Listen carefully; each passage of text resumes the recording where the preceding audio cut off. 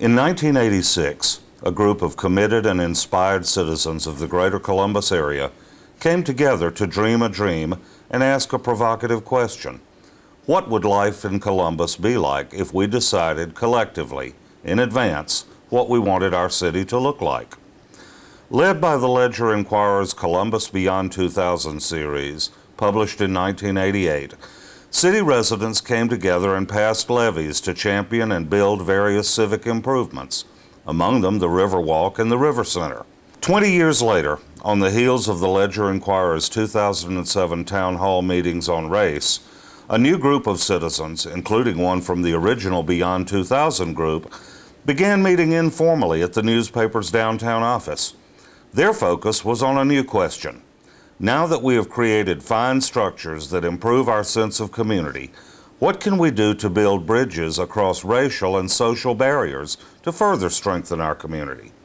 They talked at length about community efforts over the years in the Chattahoochee Valley, efforts that seem to keep coming back to the same two issues, race and poverty, often followed by education, as evidenced most recently by the University of Georgia's Vinson Institute 2004 study of our area, captured in the Community Assets and Critical Needs Assessment.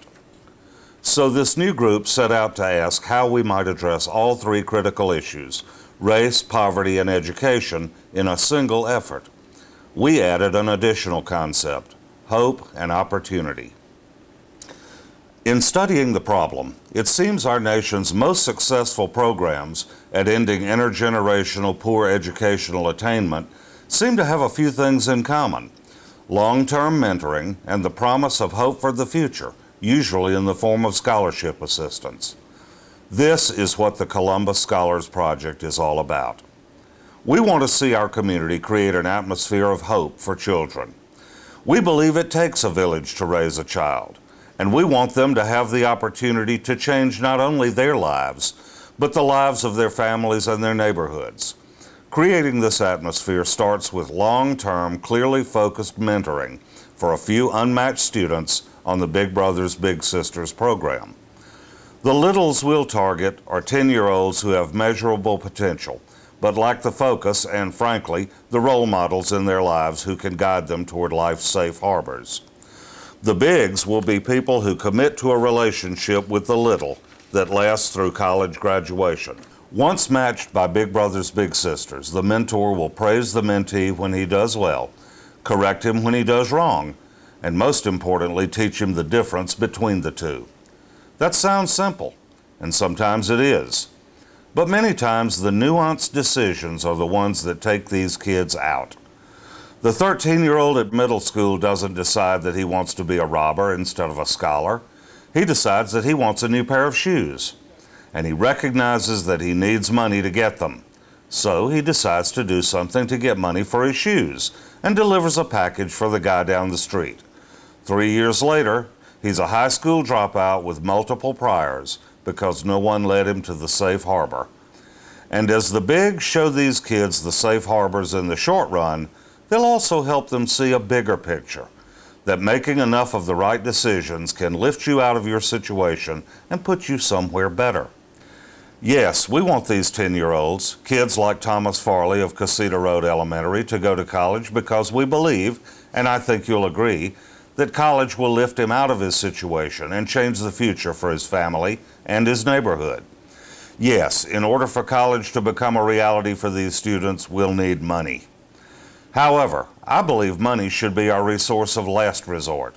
The students we're talking about have such challenging financial situations that programs like HOPE and institution-based financial aid will likely cover the costs of room, board, books, and tuition. But how do these kids buy the right clothes for a college interview or pay the fare for a trip to tour the campus? How do they have the confidence to socialize with roommates when they have no idea how they're going to help pay for pizza or purchase a movie ticket? These things sound small, but think back to when you were 18 and in college. How did you feel when you couldn't fit in?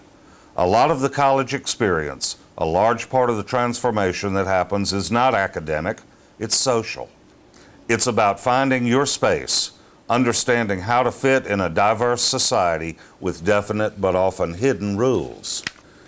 Our goal is for us, our community, to build a community chest, a fund with resources to help these kids who listen to their mentors, played by the rules, and now find themselves with a chance to do more. I don't want any kid to lose an academic opportunity because he lacks social confidence. I don't want Thomas to drop out of college because he can't get a haircut, or is ridiculed for wearing hand-me-down clothes, or can't afford to take a girl to the school dance. Of course, if this sounds more like parenting than mentoring, it's because it is. This is not a liberal effort. This is tough love. We will attempt with all our might to inject middle-class values into the worldviews of these kids, and when they stumble, we'll try and combat it with forgiveness and understanding. But there are limits. Just as you impose as parents of your children, there are some unforgivable sins, and we encourage Columbus Scholars mentors to work with Big Brothers to draw these tough lines that cannot and must not be crossed. So here's the short pitch. The Columbus Scholars Project, where mentoring meets hope. Let's show these kids, our kids, the safe harbors along the way to the destination of college and assure that they can enjoy the stay. Currently, the launch committee is made up of 5 people: entrepreneur Carl Douglas, dance studio owner Patty Taylor, George Vega, a partner at the Hatcher Stubbs law firm, Ben Holden, editor of the Ledger Enquirer, and Big Brothers Big Sisters director Emmett Moore. We have already had some significant successes.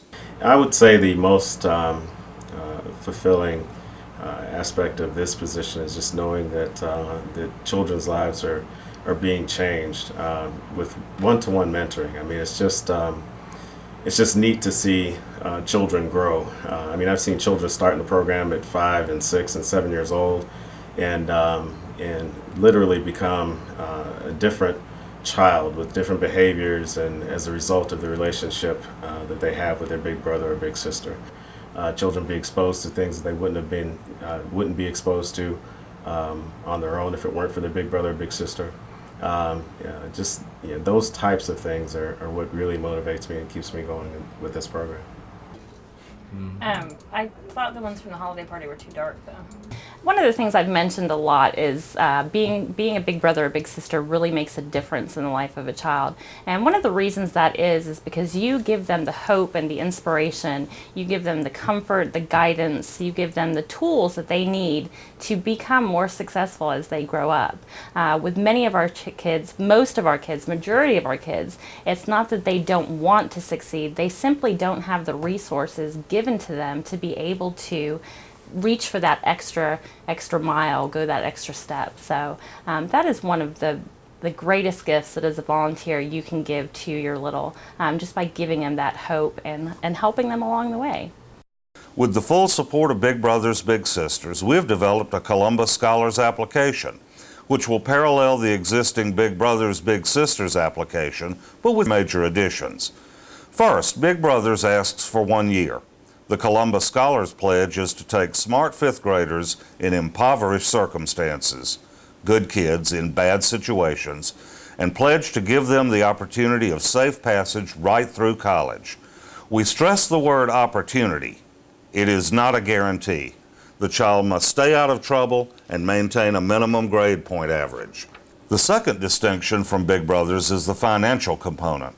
When named a Columbus Scholar, the little is matched with a big who commits to not only mentor the child for the next 11 years, but also to be that young person's de facto financial aid manager from freshman year through graduation.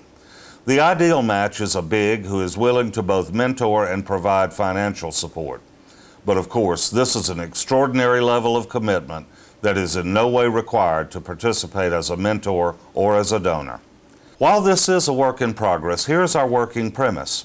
We will select 5 fall 2009 5th graders from the greater Columbus area as the first class of Columbus Scholars.